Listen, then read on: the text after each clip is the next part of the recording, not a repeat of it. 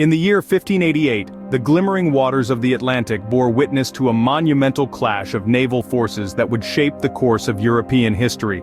This was the year when the mighty Spanish Armada, a fleet of over 130 ships under the command of the Duke of Medina Sidonia, set sail with one objective: to overthrow the Protestant Queen Elizabeth I and restore Catholic rule in England.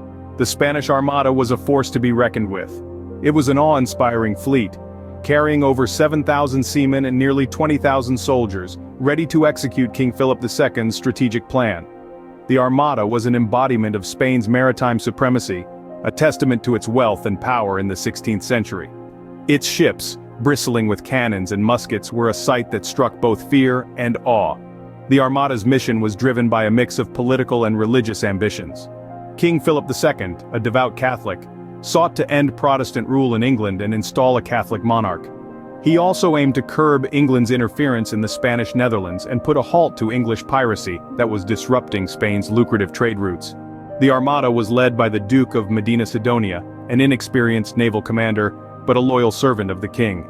Despite his lack of sea experience, the Duke was entrusted with the responsibility of leading the massive fleet. His orders were clear: to rendezvous with the Duke of Parma's forces in the Netherlands, then launch a combined assault on England.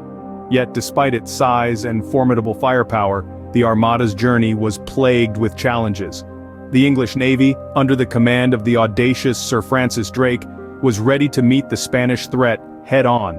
The stage was set for a conflict that would echo through the annals of time. The Spanish Armada, a force of over 130 ships, set sail for England, ready to change the course of history. This formidable armada, a symbol of Spanish might, was poised to ignite a battle that would forever alter the balance of power in Europe. Facing this imposing fleet was the nimble English Navy, led by the legendary Sir Francis Drake. This was a force ready to defend their homeland against the mightiest naval power of the era. For the English, the stakes couldn't have been higher. Their country, their queen, and their way of life hung in the balance. The English Navy was not as large as the Spanish Armada, but what they lacked in numbers, they made up for in agility and tactical brilliance. Their fleet was composed of smaller, faster ships, which proved to be a pivotal advantage in the coming battle. These vessels could dart in and out of the Spanish formations, causing chaos and confusion in their ranks. The English were pioneers in naval warfare, adopting innovative strategies that would become the blueprint for future naval battles. One such tactic was the use of fire ships, vessels set ablaze and sent into the heart of the Spanish formation. This daring maneuver caused panic among the Spanish, breaking their tight formation and making them vulnerable to English attacks. At the helm of the English defense was Sir Francis Drake, a man renowned for his seafaring skills and audacious spirit. Drake's reputation was fearsome. He was known to the Spanish as El Drake, the Dragon, a moniker earned through his relentless privateering in Spanish waters. His leadership and daring exploits would prove instrumental in the battle to come. But Drake wasn't alone. Other key figures like John Hawkins and Martin Frobisher played crucial roles in the English defense. Hawkins, a master shipbuilder, had designed the swift, maneuverable galleons that formed the backbone of the English fleet. Frobisher, a seasoned mariner, was a stalwart presence in the heat of battle. The English knew they were outnumbered, yet they were far from outmaneuvered. They had their nimble ships, their innovative tactics, and a cadre of determined leaders ready to defend their homeland against the mighty Spanish onslaught. Their resolve was unwavering, their spirit unbroken. They were ready to face the Armada. Outnumbered, yet not outmaneuvered, the English were ready to defend their homeland against the mighty Spanish onslaught. And so began the epic battle, a dance of death on the high seas. This was not war as we know it today, with guided missiles and stealth bombers.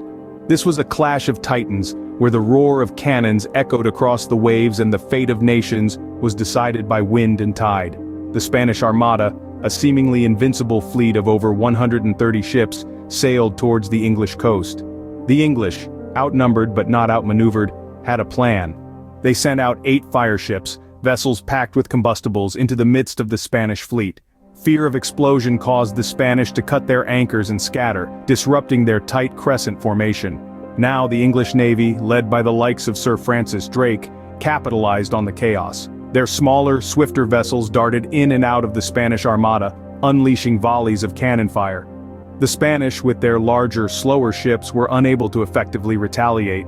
The English's innovative naval tactics were turning the tide of the battle, but it wasn't just human strategy that played a role in this monumental conflict. The weather, often referred to as the Protestant wind, became an unexpected ally of the English. A sudden and fierce storm blew up, pushing the Spanish fleet northwards, away from the English coast and into the perilous waters of the North Sea. The Armada, once a symbol of Spanish supremacy, was now a scattered and battered force. Their grand plan to overthrow Queen Elizabeth I and restore Catholicism to England was falling apart. The English navy, once seen as the underdog, was on the brink of a historic victory. In a twist of fate, the Protestant wind blew, scattering the Spanish fleet and sealing their doom. This was not just a battle, it was a turning point in history, a moment when the balance of power shifted and the world was forever changed. The clash of these titans was a testament to the unpredictable nature of war, where strategy, innovation, and even the weather can decide the fate of nations. The smoke of battle cleared, revealing a sea littered with the wreckage of the once mighty Spanish Armada. The aftermath of the battle was as tumultuous as the battle itself. In the wake of the conflict, the Spanish fleet was left shattered, with over half of their original 130 ships lost to the sea's merciless grasp. The human cost was equally devastating. Thousands of Spanish sailors perished, either in the heat of battle or in the icy grip of the North Atlantic's unforgiving waves. On the English side, losses were significantly lighter, a testament to their nimble ships and innovative tactics. Yet, the consequences of this monumental conflict extended far beyond the immediate losses. In Spain, the defeat was a crippling blow to their national pride and military confidence. The once invincible Spanish Armada was left in ruins, a ghost of its former glory. The defeat also strained Spain's economy, pushing the already stretched treasury to the brink of bankruptcy. Across the Channel, England emerged from the battle with a newfound sense of national identity and pride. The victory bolstered the rule of Queen Elizabeth I and marked a turning point in England's international standing. The once underdog English fleet had proven its mettle against a superior adversary, establishing itself as a formidable naval power. The Battle of the Spanish Armada was more than just a clash of titans. It was a pivotal moment in history that marked the decline of Spanish dominance and the rise of English supremacy on the high seas. The ripples of this shift in power were felt across Europe, influencing political alliances, trade routes, and colonial expansions. The battle's legacy resonates even today, as it ushered in an era of naval warfare where strategy and maneuverability trumped sheer size and firepower. It reshaped the course of naval architecture, tactics, and the very concept of sea power. The defeat of the Spanish Armada marked not just a victory for England, but a monumental shift in naval power that echoed through the ages. The Battle of 1588 was more than just a clash of naval forces, it was a pivotal moment in European history. A moment that saw the tables turn, and the balance of power shift dramatically. The defeat of the Spanish Armada was not just a victory for England, it was a seismic shift that would redefine the political landscape of Europe and the world. The Spanish Armada was the pride of Spain, a symbol of its immense power and wealth. Its defeat marked a decline in Spain's dominance, a fall from grace that the country would never fully recover from. The once invincible Spanish Empire began to crumble. Its grip on its vast territories weakened, and its influence on the global stage diminished. On the other side of the coin, England emerged from the battle stronger and more confident. The victory over the Spanish Armada marked the beginning of England's ascent to global supremacy. The small island nation, once considered an underdog, was now a force to be reckoned with. The defeat of the Spanish Armada led to the rise of England as a global naval power. It opened up new horizons, enabling England to extend its reach far beyond its shores. The English Navy, once the defender of the realm, was now the spearhead of exploration, trade, and expansion. The sun began to rise on the British Empire, an empire where, it was said, the sun never set. But beyond the rise and fall of empires, the Battle of 1588 marked a shift in naval warfare.